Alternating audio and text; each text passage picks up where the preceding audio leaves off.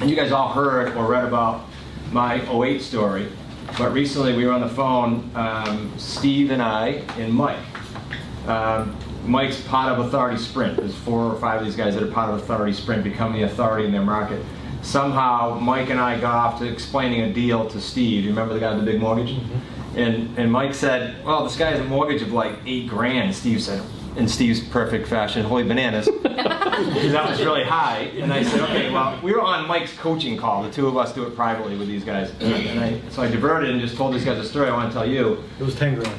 10 grand? Yeah. He had to hold that. And Steve thought that was heavy. I said, well, let me divert. I can beat that. So in the '08 time frame, right before the '08 crash, when I did the refinance on my home on the ocean here in Newport, to pull out 300 grand to try to save the business, that then created a $25,000 monthly mortgage.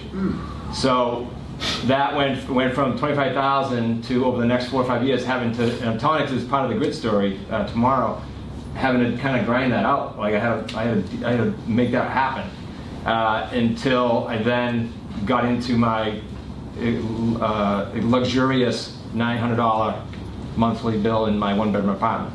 But the point of that story is not just the grit. The point is a couple things. One is we've got to, anyone in this room, if you've got bad debt, shitty debt, stupid debt, you got to get rid of that in order to build your business. And I say it every year because until I did that, I wasn't building a business. I was running in front of a steamroller. So, and you make different decisions, and some of you probably get it right now because you're probably going through it. You make different decisions when the steamroller is behind you than you do when your overhead's low or none and you have money in the bank. It's a whole different process. I was driving to my house last night with Mike, my new house, that we literally got certificate of occupancy yesterday on, and I said to Mike, it's a big change because in the past I'd have about a 90% debt to equity on my house. Don't like this last night. And then we pulled up my house, he said, I've got about 17% debt on this. Why? Because I was willing to do that and get rid of the debt and sacrifice. And it wasn't easy. For 6 years I did.